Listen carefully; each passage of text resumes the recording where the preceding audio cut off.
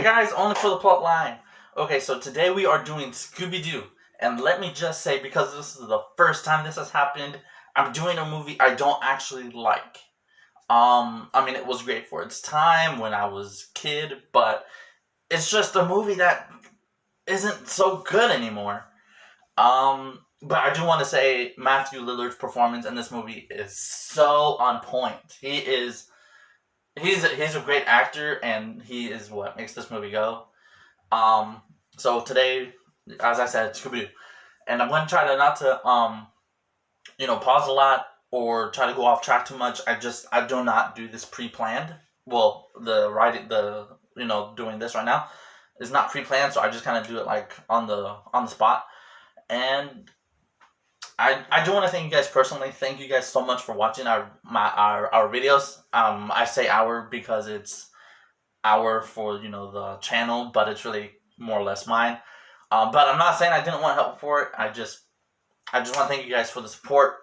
I have a couple videos in mind, and those aren't going to be movie plot lines exactly. There's just a couple things that I kind of just want to kind of get off my chest. So it's not like personal either, but it's just, one example is, there's a channel, or not channel, but only for the Plotline YouTube channels. And I'm just going to talk about some things that I tend to see in YouTube channels that make it really annoying.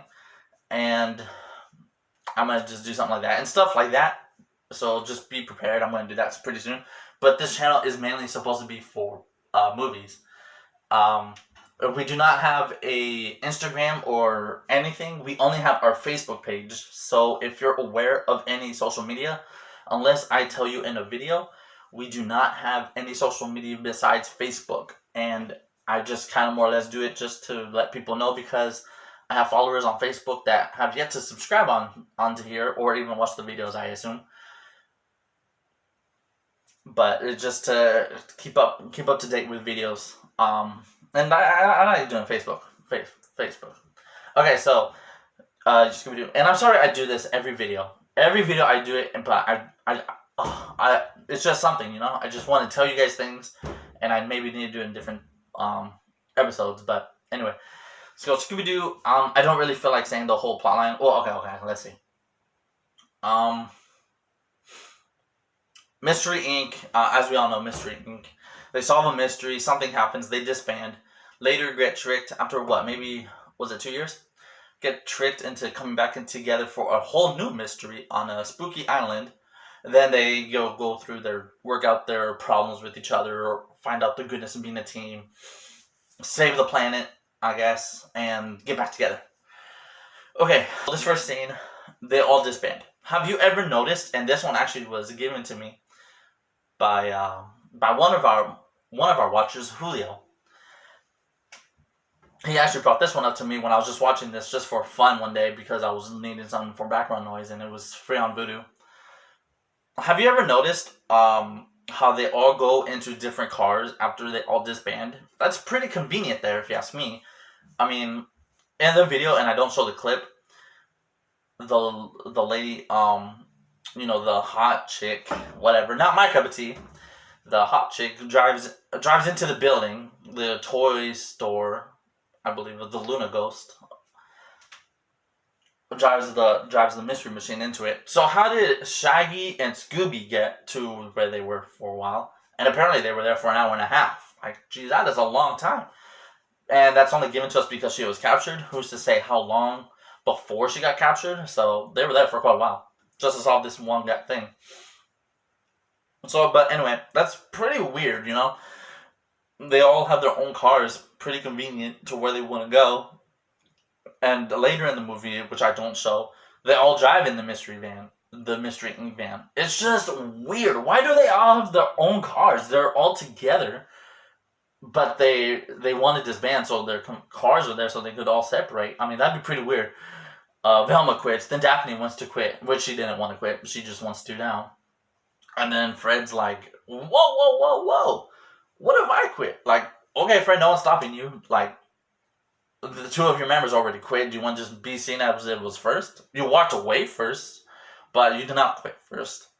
And actually, I think you were pretty willing to stay on the team because Shaggy called you the big banana, and you seem to have no problem with it. I don't know Daphne's reaction to what her role is in that group of the Sunday, but as we know, it got Pernod's perspective for Velma, and it's just convenient. So thanks, Julio. Okay, this movie is just so terrible, and honestly, later I didn't finish watching the movie to see if there was more pro lines. I just couldn't take it anymore. But that's later. Okay, so this thing. Big dogs aren't allowed on the plane, so they sneak Scooby in the dress to be grandma. Okay, a couple things. Isn't Mystery Inc. pretty well known? I mean, it's only been a few years, so I'm pretty sure not everybody forgotten them. So they would know that there's 4 people and a dog. And Scooby doesn't have that much of a good disguise. He's just in a hat, big glasses, shoes, and a dress. He is a dog. Do they not understand that he is a dog? Do they give him a chance because he's Mystery Inc., but yet he still has to dress up? No one believes it. The only person that believes it, as we're shown, is Fred. And why? They go into the spooky castle that's Velma knew was going to be something because it's up for construction. And they steal Daphne steals the Damon Riders, and everyone else figures out some part of the group, or figures out some part of the clue to the mystery. So they're disguised as, the ride caricatures, because you got one group of villains coming this way, one group of villains coming this way, talking about the Damon Riders need to be found, and they need to summon the monsters. Oh, sorry, I hope that was not too loud. To summon the monsters. No, not too loud, too fast.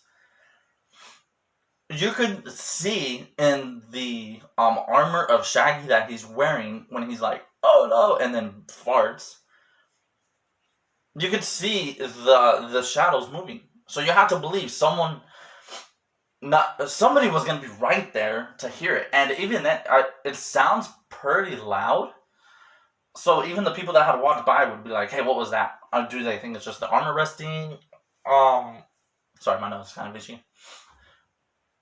They get away with it, and I guess they're supposed to because they're the good guys, but oh goodness. Okay, so later they're celebrating, I guess, what they found, and man, this movie's terrible. Okay, so Scooby and Shaggy are running away or driving away on some some ATVs. They're running away from the ATVs. Scooby finds out Mary Jane is really a monster. They have a fight, him and Shaggy, because Shaggy loves Mary Jane. And he falls down a cliff. Then soon after, Shaggy realizes, oh no! Or it's not that he realizes, but he's just upset that Scooby fell. So he goes to rescue his friend. But he did not take long. So he goes down the hole, and is like, Scooby, where are you? What's in Scooby-Doo? Okay, Simple Plan had a good theme song, and the What's in Scooby-Doo series. And that's pretty cool. Actually, the cartoon, I like the cartoons more than this movie. I have not seen part 2, so I will not be doing part 2. Unless I get like a lot of you guys asking, but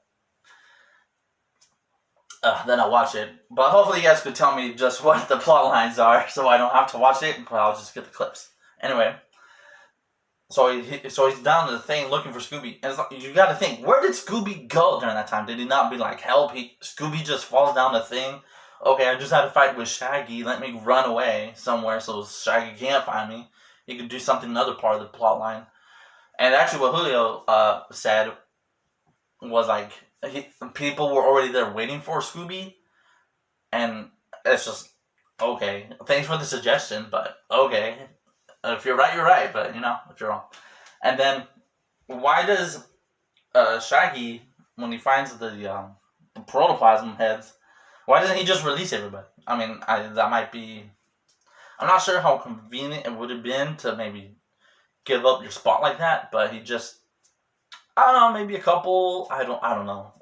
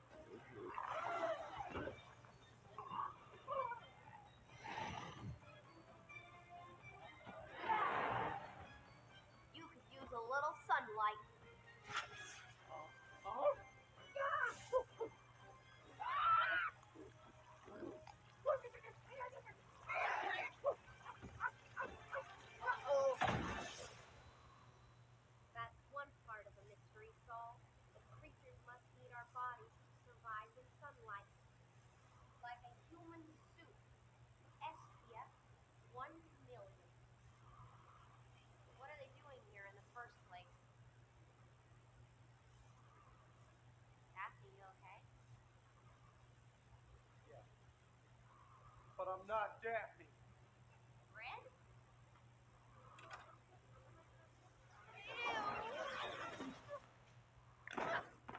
Squeezed into my pot. I didn't know where else to go. I panicked. It's not easy to steer when you're pure spirit. Hey, I can look at myself naked.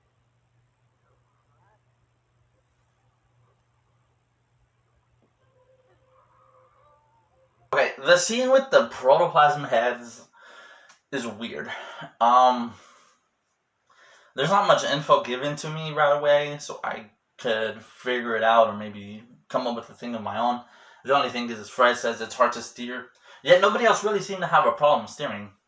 Velma steered it. Velma got into her body. Fred is actually the one who goes into Daphne's body because Fred, the real Fred, well, not, I don't know, the human walking around Fred closed the door right before the plasm could hit right before they could hit it. So he goes bouncing off somewhere and hits Daphne. You would have to think, aren't the pleds like somehow drawn to their own bodies? And nobody else seems to have a problem with it, even later, after they all get rescued. And it's just a really weird scene. Why does he do it? And then in a kid's movie, you're going to say he wants to look at himself naked and then look at his boobs. Come on, man. Come on. Fred keeps touching me. Kind of makes you nostalgic for the homicidal creatures, doesn't it? The Damon Rightus.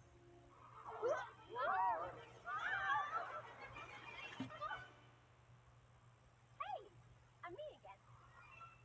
Yippee for you. Man, why am I wearing a dress? Everyone remain calm. No, what the heck's going on? If my calculations are correct, due to the fragile nature of unstable protoplasm in the proximity of the Damon Rightus, we're simply going to continue randomly changing bodies until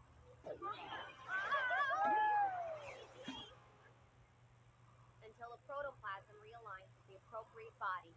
I'm Fred again. Oh, Daph, what's wrong with you? Don't you ever eat?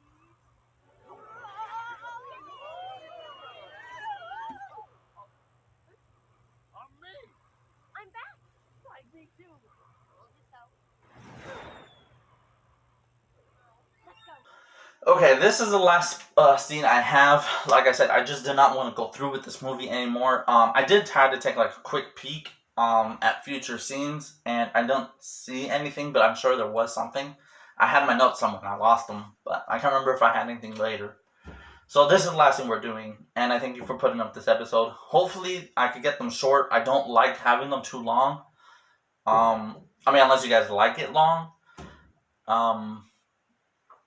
So, you guys give me your feedback, give me your feedback. This is a channel I want you guys to love. I love doing these, and I want this to be a channel you enjoy. So tell me what you guys want. Do you guys want them shorter? Do you want them longer? And I'll just have to compromise somehow on how to keep them long. But, okay, so last thing. Okay, so this scene, I guess, really was just for laughs after it was brought to my attention. I was going to do this, and then it was brought to my attention by somebody that it's just for laughs.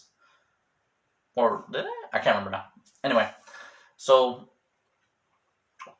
the four humans meet in the woods with the Damon Rightus, and Shaggy obviously hadn't had his protoplasm taken. Velma's the only one that's in her right body, and it is pretty funny, I guess, watching Daphne complain about being in a man's body, and then or Shaggy when he's in Daphne's body, like she doesn't ever eat. It's a funny scene. I'll give it that. But a question. So Velma's explanation, and this is going to go two ways actually. So this is, I want to say a double-edged sword, but it's not hitting me whatsoever. It's actually going both ways. So Velma's explanation, something with the being in close proximity of the Damon Rightus, that the protoplasm is going to keep changing until they're in the right bodies. First question: why did Shaggy and Velma even switch bodies? Because they were in the right bodies, and the only two were Daphne and Fred. And then they switch, and then they had to switch again in the right bodies. So her theory is kind of good, but it's not. It's not really, because those two switched in the first place, and then why don't they keep switching?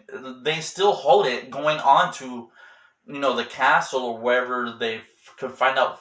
Where are they going? They're going to the voodoo guy. Everybody's in close proximity to that thing, yet nobody ever changes ever since, or after since then. And they're within close proximity.